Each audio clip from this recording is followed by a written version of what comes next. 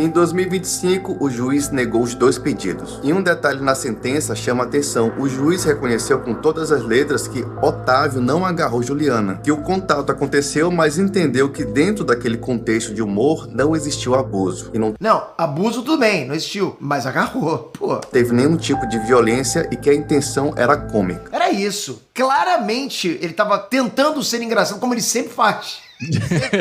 Tentar, ele tenta, cara. Mas também, ao mesmo tempo, reconheceu que Juliana tinha um direito legítimo de denunciar e que não agiu de má fé. Aparentemente, ninguém ganhou e ninguém perdeu. Só que isso não é verdade. Os 2 perderam e muito. Principalmente a Juliana. O Otávio perdeu porque teve sua imagem manchada por uma acusação gravíssima, teve dor de cabeça com o processo. Eu acho até, cara, que se ele já tinha dificuldade de entrar nessas emissoras, ser convidado para as emissoras agora, meu irmão, vai ficar na geladeira um pouquinho, Otávio.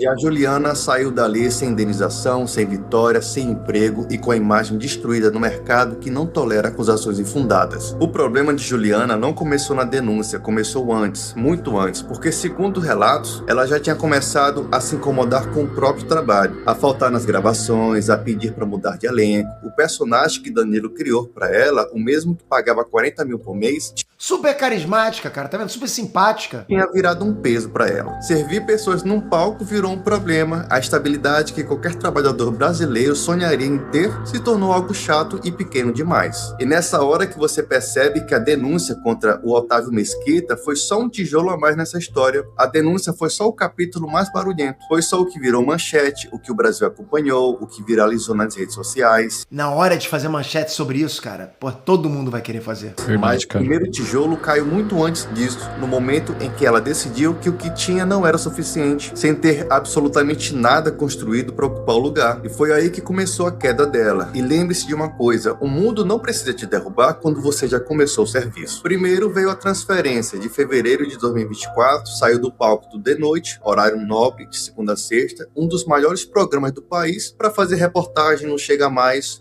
É isso. Ela pediu pra sair e foi pra fazer nesse programa aí, Chega Mais, que era de manhã. Programa matinal com menor audiência. Já foi uma queda, mas ainda era televisão. Provavelmente o salário diminuiu. Ainda era SBT, ainda era estrutura. Em dezembro de 2024, o Chega Mais foi tirado do ar. E em fevereiro de 2025, o contrato com o SBT não foi renovado. 11 anos encerrados. E o que sobrou pra ela? Um podcast quinzenal patrocinado por uma rede de farmácia. Não tô sabendo, ela tem esse podcast onde? Aqui no YouTube, sabe se é? Quinzenal. Não sei se ela ainda tá. Deve estar, né? Porque esse vídeo é recente. Ela deve estar com esse podcast até agora. Bota aí, podcast da Juliana. Vê se mostra qual é. Aparições avulsas como convidada e programas de emissoras menores. É, ela vai como participante de alguns programas menores. Sobrou também um canal no YouTube com números 84 mil bem modestos do que qualquer coisa que 2 vídeos. E os 2 vídeos foram do caso dela. Ela tinha antes. Enquanto antes ela tinha infraestrutura, estava no ar 5 vezes por semana para um país inteiro, hoje ela é conteúdo esporádico que divide atenção com desconto de remédio. E isso não é nenhuma catástrofe que aconteceu com ela do nada, mas sim consequências dos atos dela. Quem queima o campo onde planta não pode reclamar da colheita vazia. Olha isso. Legal o que ele falou, né? Segundo o jornalista Ricardo Feltrin, ela terá uma dificuldade enorme para voltar para a televisão aberta. E isso já era esperado, porque o meio televisivo tem memória. Ninguém quer contratar alguém que virou sinônimo de confusão. Aliás, não é só no meio televisivo, né? Qualquer ambiente empresarial, corporativo, você não vai querer contratar alguém que tem no histórico trabalhista algum problema. A gente até mencionou isso, você falou até a mesma situação aqui da mulher que trabalhou com o Mr. Beast, a Lorraine, lembra? Ah, é, Lorraine, é. Certo ou errado. O mercado não julga, ele calcula risco. E ela virou risco. Eu acho que quem ajudou a estragar a Juliana, foram as irmãs Abravanel. Porque começaram a convidar ela pra Chequiti, roda-roda, pra participar de evento, etc. E ela começou a se achar muito importante. Não.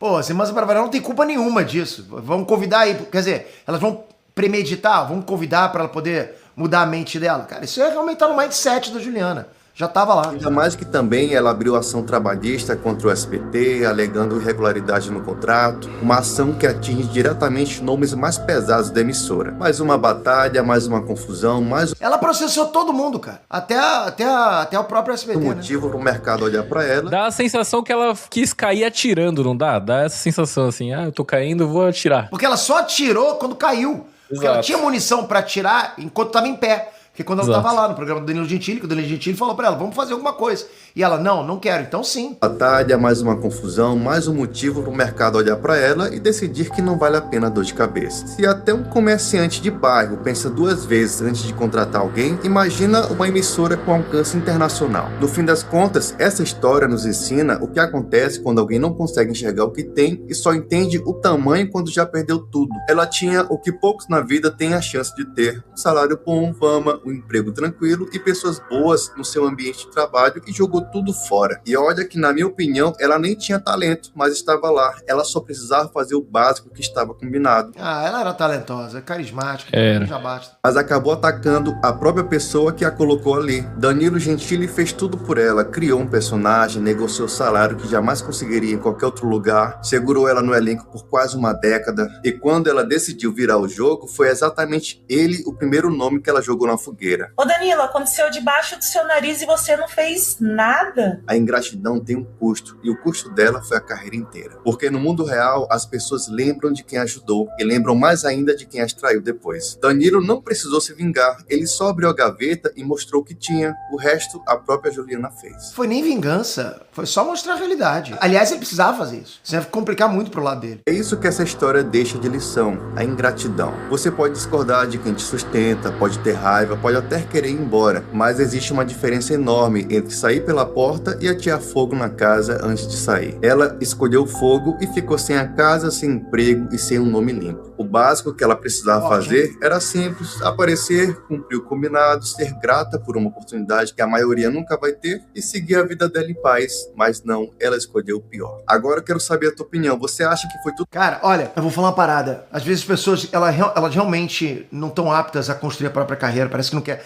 E uma coisa que eu acho que pode acontecer, que eu acho que vai acontecer, porque acontece sempre, saiu do SBT, vai ter essas participações esporádicas, mas vão ser cada vez mais esporádicas até ela não ter mais espaço na mídia, porque isso geralmente acontece, a não ser, logicamente, que ela reconstrua a carreira dela. O que você acha? É difícil, né? Eu acho que pra ela vai... E outra coisa, você já parou pra pensar, Andressa, por exemplo, porque esse tipo de caso, de mulheres serem assediadas, isso tudo acontece, cara, acontece e tem que ser punido as pessoas que fazem isso. Mas e os casos que a pessoa realmente não tem culpa? E os casos que foram inventados? Porque acontece também, né?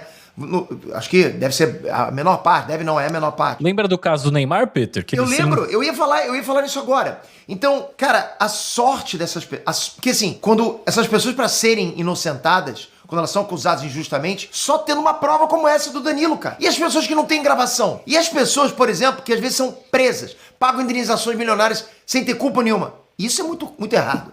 Muito errado. E, de novo, não tô tirando o peso da culpa de quem faz uma maldade contra uma mulher, contra um grupo de minoria. Não é isso, cara. Porque isso acontece também, isso tem que ter justiça, e quem faz isso tem que ser preso, tem que pagar. Mas eu tô agora vendo o lado oposto também. Porque tem muita gente que é acusado sem fazer nada. E se não tem uma prova cabal como essa do Danilo Gentili, tá ferrado. Por